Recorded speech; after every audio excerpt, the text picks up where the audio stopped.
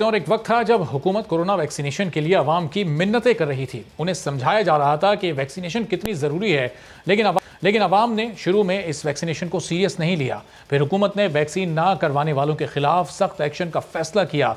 सिंध हुकूमत की जानिब से तनख्वाहें ना देने, सिम ब्लॉक करने की बात की गई तो अवाम ने गवर्नमेंट को थोड़ा सीरियस लिया और फिर वैक्सीन लगवाने के लिए वैक्सीनेशन सेंटर्स का रुख किया। लेकिन अवाम की सीरियसनेस ने सारा मामला ही सीरियस कर दिया। पिछले 2-3 दिन में मुल्क में जो कुछ हुआ वो सबने देखा। अवाम कोरोना से बचाव की वैक्सीन लगवाने के लिए जब थोड़ा एक्टिव हुए तो हुकूमत के पास वैक्सीन शॉर्ट हो गई। कराची और लाहौर समेत मुल्क के कई शहरों में वैक्सीनेशन सेंटर्स 2 दिन तक बंद रहे। जो लोग वैक्सीन लगवाने आए उन्हें वापस घरों को भेज दिया गया। बैरून मुल्क जाने वालों को 1 हफ्ते बाद का टाइम दे दिया गया।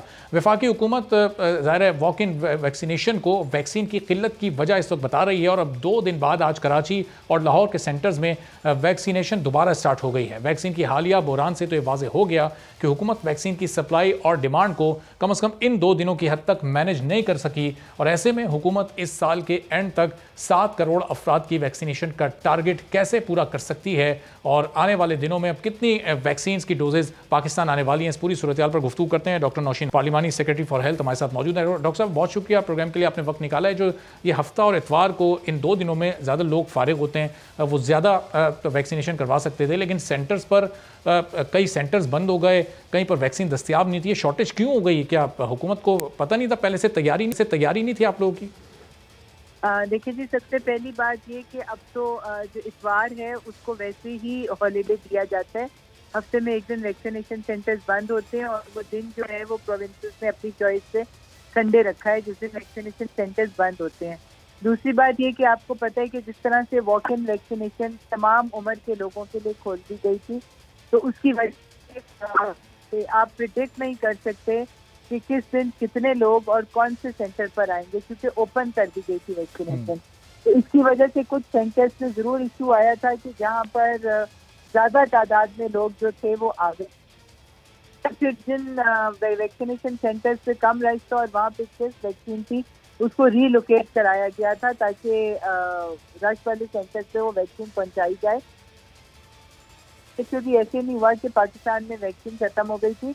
इस 2-3 दिन पहले भी हमारे पास तकरीबन 10 लाख वैक्सीन जो है वो हमारे पास रिजर्व में पड़ी हुई थी।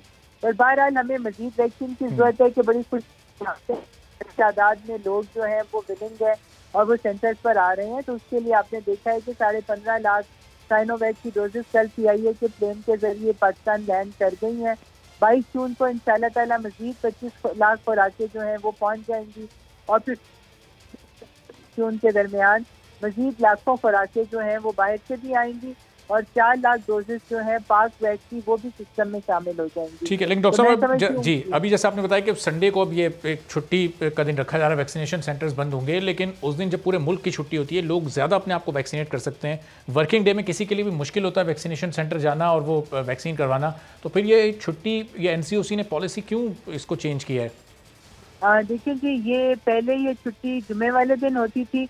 NCOC ने इनको ऑप्शन दी थी कि अगर ये लोग अपनी इसको करना चाहते हैं, प्रोविंसेस के पास ऑप्शन छुट्टी है वो किस दिन करना चाहते हैं, तो प्रोविंसेस ने ज़्यादातर ने सब ने ऑप्ट किया था संडे को। फिर बहरहाल कई जगहों पे इंशाल्लाह ताला जैसे ही ये वैक्सीनेशन के लिए लोग ज़्यादा होंगे, मैं समझ 3 हफ्ते के वैक्सीनेशन कुछ जो मेजर सेंटर्स हैं मास वैक्सीनेशन सेंटर्स वहाँ पर 7 दिनों के लिए भी खोल दी जाएगी।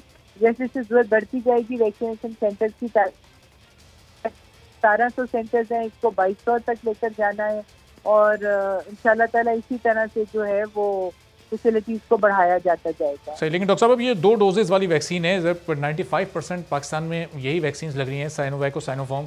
इन 2 डोजेस के दरमियान वक्फे को पहले 4 हफ्ते हुआ करता था, 21 रोज़ का, वो उसको बढ़ा दिया गया है, उसको 6 हफ्ते कर दिया गया NCOC की तरफ से। ये पॉलिसी भी तब्दील हुई है और इसकी वजह? देखिए जी, ये हर वैक्सीन का एक अपना होता है। जो साइनोफार्म जिसको इनिशियली 3 हफ्ते कहा गया था, वो 3 से 4 हफ्ते उसका ब्रैकेट होता है, तो वो 3 हफ्ते तब कहा गया था। इसमें थोड़ी सी गुंजाइश होती है। साइनोवैक जो है का उसमें गैप था, तो उसमें भी अगर 2-4 दिन अगर नीचे होते हैं तो उसमें कोई बिल्कुल भी इश्यू नहीं होता। एस्ट्राजेनेका जो है उसको 3 से 4 महीने का गैप होता है सेकंड डोज के दरमियान। तो ये मुख्तलिफ वैक्सीन की मुख्तलिफ उनके मुताबिक जो भी उनकी डोजेज होती हैं वो डिटर्मिन की जाती है। एक आध हफ्ता ऊपर नीचे से वैक्सीन की एफिकेसी में कोई फर्क नहीं पड़ता। और डॉक्टर साहब स्पेसिफिकली एक सवाल जरा कराची से मुताल्लिक है। कराची में सिर्फ साइनोफार्म साइनोवैक की दस्तियाबी हैं, 2 वैक्सीन, एस्ट्राजेनेका और दीगर वैक्सीन यहाँ पर दस्तियाब नहीं है। साइनोफार्म की भी सिर्फ वो उन लोगों को दस्तियाब है जो दूसरी डोज लगवाने जा रहे हैं उनको, और फर्स्ट डोज वालों को साइनोफार्म भी दस्तियाब नहीं है। तो इससे लोग बहुत ज़्यादा परेशान हो रहे हैं, लोग बहुत कंफ्यूज हो रहे हैं। अब कुछ लोग एस्ट्राजेनेका लगवाना चाहते हैं। इंटरनेशनली जिन वैक्सीन को कंसीडर किया जा रहा है उनकी यहाँ पर शॉर्टेज है, लोगों को बाहर जाने में मुश्किलात का सामना हो रहा है। इसको फिर हुकूमत कैसे ओवरकम कर रही है? इस पूरी सूरत हाल को कैसे मैनेज करेंगे आप लोग? देखिए जी, सबसे पहले तो मैं आपको ये क्लियर कर दूं कि इस वक्त दुनिया का कोई मुल्क ऐसा नहीं तरक्की होगी, चाहे वो अमेरिका हो, चाहे वो यूरोपियन कंट्रीज हो, ऑस्ट्रेलिया हो, कोई भी, या आपको फाइजर लगेगी तब भी आप हमारे मुल्क में एंटर हो सकते हैं। ट्रेवल इस वक्त कोई भी कर सकते, इस वक्त नहीं लगी है। सिर्फ शर्त ये है कि आपको ट्रेवलिंग के लिए अपना कोविड नेगेटिव का टेस्ट रिपोर्ट आपके पास होनी चाहिए, और जब आप अपने मुतल्लिका मुल्क पहुंचे जाके आपको मैंडेटरी क्वारंटीन करनी होगी कुछ दिनों के लिए। सब्सक्राइब करें और बेल दबाएं ताकि कोई खबर रह न जाए।